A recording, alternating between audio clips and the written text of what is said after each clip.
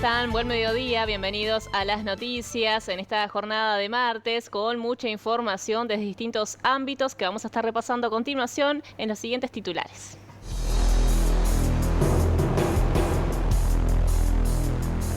La Cámara de Diputados discute las modificaciones del proyecto de la Ley de Presupuestos aprobadas en el Senado, móvil en vivo.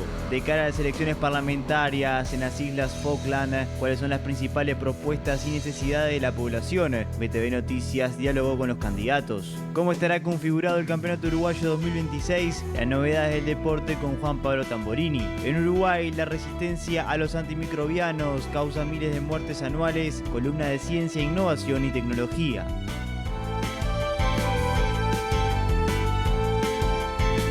La Cámara de Diputados vota en esta jornada las modificaciones que se introdujeron al proyecto de ley de presupuesto y en el Parlamento se encuentra Rosario Lema, a quien ya saludamos. ¿Cómo estás, Ro? Buen mediodía.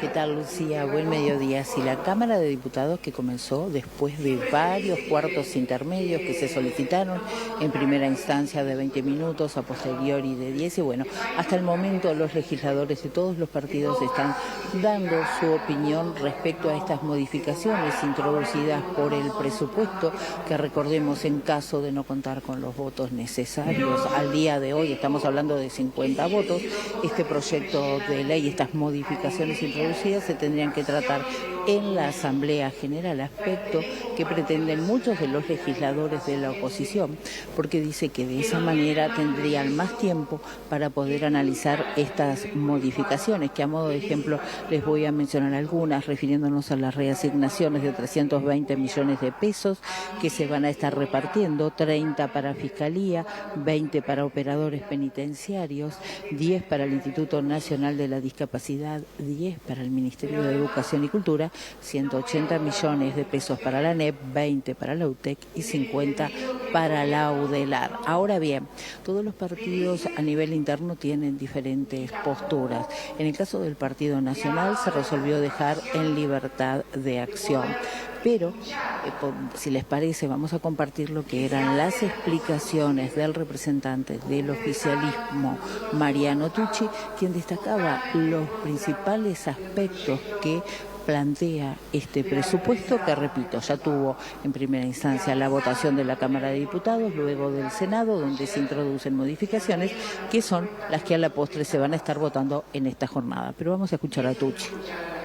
Que hay un mínimo común denominador de acuerdo que tiene que ver con el acierto de la elaboración de una estrategia basada en la responsabilidad, la transparencia y la sostenibilidad fiscal. Y es por esa razón que uno de los aspectos más discutidos en el debate público ha quedado laudado, en nuestra opinión, en la medida en que la acción del gobierno continúa una línea de cuidado y de prudencia que es tradicional en el país. Por tanto, cuando se encaró el capítulo de la mejora de los ingresos, se tuvo en especial consideración el no caer o recurrir a aumentos indiscriminados de la carga tributaria, consolidando una estrategia fiscal que definió apoyarse en dos componentes centrales: incrementos en la eficiencia recaudatoria y reformas tributarias técnicas y equitativas con el objetivo de que pague más el que tiene más, gravar el capital y no el trabajo. Entonces, vamos a recordar que del total del incremento presupuestal remitido por el Poder Ejecutivo para el año 2026, 140 millones de dólares, el 40% es destinado a infancias y adolescencias, el 15% a seguridad, el 12% a crecimiento, otro 12% a vulnerabilidad social, el 11% a salud y otro 11% para diversos rubros. Ahí teníamos entonces la palabra del representante del Frente Amplio, Mariano Tucci. Hace algunos minutos yo les indicaba que, por ejemplo, a nivel del Partido Nacional se dejó en libertad de acción. La bancada se reunió esta mañana en virtud de que las posturas eran distintas. Bueno, se llegó a esa solución. Pero vamos a escuchar al diputado nacionalista Rodríguez Hunter, quien sí va a estar votando estas modificaciones. En primer lugar, el Partido Nacional al inicio en diputados le dio los votos necesarios para que el país tenga un presupuesto. Ahora, cuando vienen las modificaciones, bueno, en la bancada de diputados se decidió tener libertad de acción porque hay algunos diputados que entienden votar las modificaciones así como vinieron. a pesar de que algunas no se puedan compartir, como es el caso de quien les habla, y hay otros compañeros que deciden rechazarlas para dar una mejor discusión en la Asamblea General, que también es válido. Así que va a haber visiones diferentes dentro del partido, pero siempre con un mismo espíritu, darle presupuesto al país y después decidir qué presupuesto se decide dar. Algunos decidimos en este momento ya aprobar las modificaciones y otros deciden ya discutirla en el seno de la Asamblea General. Sin duda que faltaron muchos recursos que en campaña electoral el propio presidente Orsi había anunciado, en lo que tiene que ver con el Ministerio del Interior, en lo que tiene que ver con la educación, ciertos recursos que evidentemente no aparecieron. Pero sí tenemos que destacar que es mucho mejor el presupuesto que estaría saliendo en el día de hoy que el que ingresó a la Cámara de Diputados hace 90 días. Sin duda es un presupuesto que fue mejorado, que nos hubiera gustado que fuera diferente, pero bueno, es el presupuesto que hay hoy en día. Por otro lado, el diputado Juan Martín Rodríguez del Partido Nacional anunció que va a votar en contra. Recordemos que el pasado fin de semana en el Congreso del Herrerismo también Juan Martín Rodríguez había hecho un llamado a todo el Partido Nacional a no votar estas modificaciones. Pero vamos a escuchar lo que decía hoy aquí en sala el diputado. ¿Cómo uno puede ser tan obtuso en afirmar que todas las modificaciones o son buenas o son malas? Hay modificaciones que fueron introducidas en el proyecto aprobado por la Cámara de Senadores que son muy buenas. Las reasignaciones, que pueden ser insuficientes, pero son buenas. Un artículo, como hacía referencia el diputado Gurméndez, el artículo 70, en relación a la posibilidad de solicitar pedidos de informes a la Presidencia de la República, que tanto, entiendo yo, empañó la discusión en la Cámara de Diputados el último día, en sus últimos minutos. ¿Cuánto nos hubiésemos ahorrado, presidente, si la mayoría de la Cámara en ese momento hubiese dilatado esa discusión para el Senado? Seguramente hubiésemos terminado en otro clima de diálogo y confraternidad. Lamentablemente no fue posible.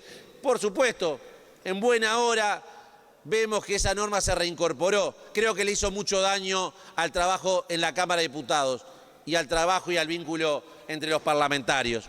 Afortunadamente no retornó lo del secreto bancario, que hubiese sido un disparate, un avasallamiento de lo que se había discutido y aprobado o rechazado por la Cámara de Diputados.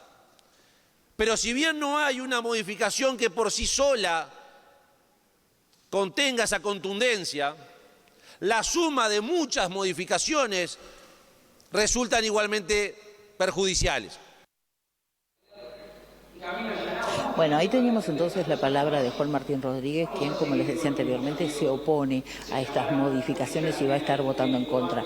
En igual sentido también lo hizo el diputado Gerardo Sotelo del Partido Independiente, quien ya anunció su negativa. También el diputado del Partido Colorado, Conrado Rodríguez, ahora lo está haciendo Carlos Ristrom, también del Partido Colorado.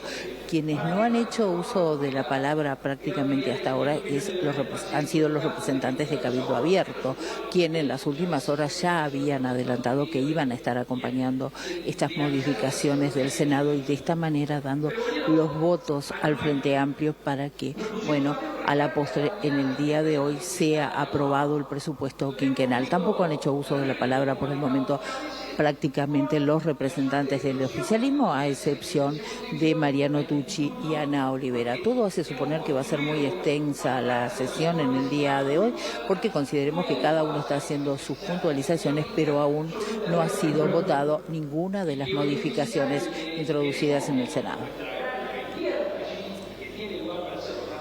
Bien, Rota, agradecemos por la información desde allí. Volvemos contigo en caso de ser necesario. Seguimos con otros temas porque empresas y trabajadores ven con preocupación las negociaciones de los consejos de salarios que ya cerraron en un 60% de las mesas. Desde la central sindical apuntan al crecimiento salarial e impulsarán nuevas reglas para el 2026 creadas por la OIT.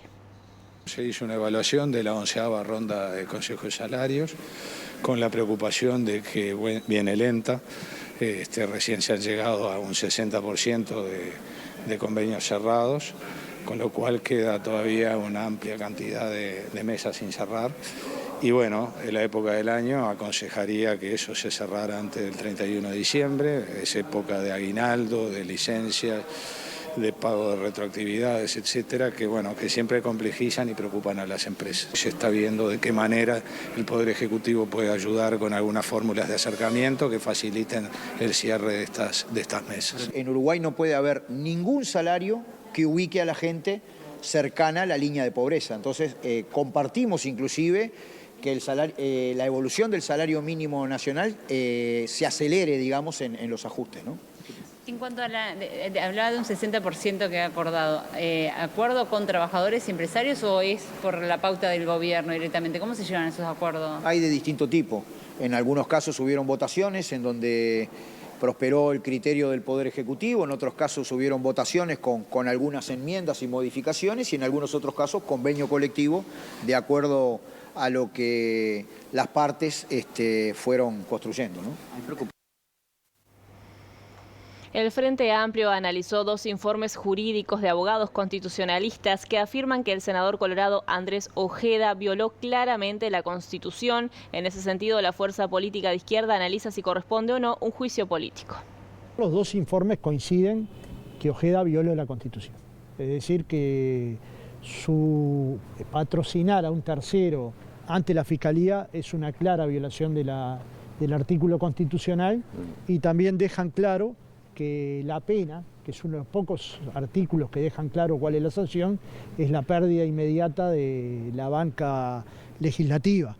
Con lo cual, luego hay que tratar de dilucidar cuál sería el instrumento. ¿Qué ha decidido la fuerza política? Bueno, lo primero, tener una reunión con la bancada.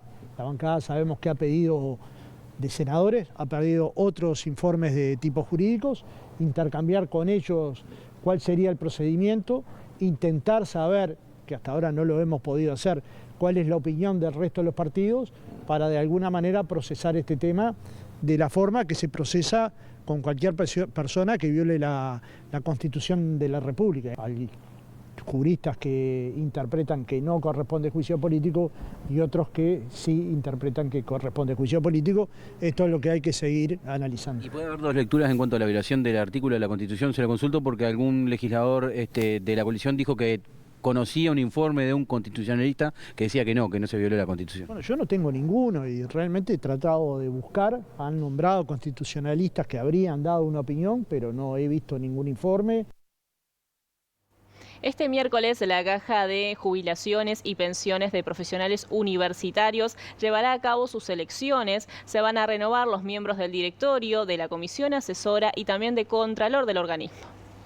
La Caja de Jubilaciones y Pensiones de Profesionales Universitarios realiza este miércoles las elecciones. El horario de votación será entre las 9 y las 18 horas. Los circuitos de los habilitados a votar en Montevideo estarán ubicados en el Radisson Montevideo Victoria Plaza, en el 4º piso. Además, en el interior del país se dispondrán de centros de votación en diversas ciudades, cuyos detalles pueden consultarse en el plan circuital disponible. El directorio de la Caja de Profesionales está compuesto por 5 miembros titulares y el doble número de suplentes por cada titular. 4 titulares y sus suplentes deben ser profesionales en actividad de diferente profesión, siendo elegidos exclusivamente por los afiliados activos. El titular restante y sus suplentes deberán tener la categoría de jubilados electos por afiliados de esa condición. Por tanto, en la elección de los representantes de los activos miembros del directorio serán electores y elegibles los profesionales universitarios afiliados a la Caja que se encuentren al día en el pago de sus obligaciones al 28 de febrero del corriente año. Por su parte, en la elección de representantes de los pasivos serán electores y elegibles los afiliados jubilados.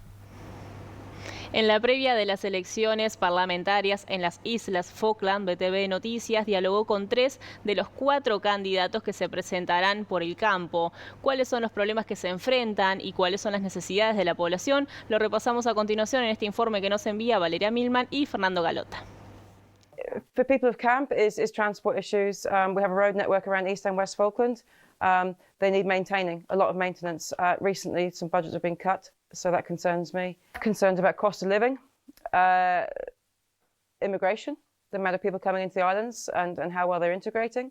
but not just that, just numbers really, and that leads on to housing issues, especially in Stanley.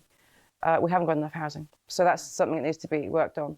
The immigration issue, I think maybe needs a little bit of tweaking here and there, just to make sure that we are attracting the right type of people who are going to settle well and have a good life here. Obviously, if we get it wrong, it can put pressure on health and education and all sorts of issues. But we rely on immigration. We have to have new people coming in with skills that we're lacking. Okay. I'd like to see is our younger people being encouraged to go away and train in the areas that we need to fill those gaps. Which areas are those? Nursing, education, teachers, social workers, admin staff. Just specialist stuff, and not just that, apprenticeships maybe in the trades, like your electricians, plumbers, carpenters. So much needs to be done. The population of the Falkland Islands has grown and grown and grown, but the housing, the power station, the education, schools, nothing else has kept pace with the growth. So we have to spend a lot of money in the very near future. Everybody has a different idea. It's crazy, and you try. During the campaign, I've gone around most of the islands and most of the Falkland Islands to talk to people face to face, and it's so difficult because everybody wants something different. And as a member of government, maybe in the future, you can't please everybody, but you have to do what's best for the country and what you think is best for the people. And sometimes that's not a popular decision. In regards to wool sales as well, the wool prices have been very low over X amount of years, and during COVID, we had a miserable time of it. It wiped out all of our cash reserves. Any of the money that we'd built up to that point, we'd already put it back into the infrastructure, and then COVID hit us, and then we were living off what we had left. Personally, for myself, power is the absolute key. We have got to get that power station built first and foremost. Stanley at this moment in time is suffering with power cuts and problems all the way along. We need to get that sorted out first and foremost. Then obviously the port has got to come up. We need somewhere where we can trade. We need somewhere where we can export. We need somewhere where we can actually push on forward. But housing, definitely. We are suffering a major housing crisis in Stanley alone. But it's been an ongoing problem for decades, if not longer. So addressing all of these concerns has to be a primary issue. Es momento de invitarlos a una pausa y enseguida volvemos.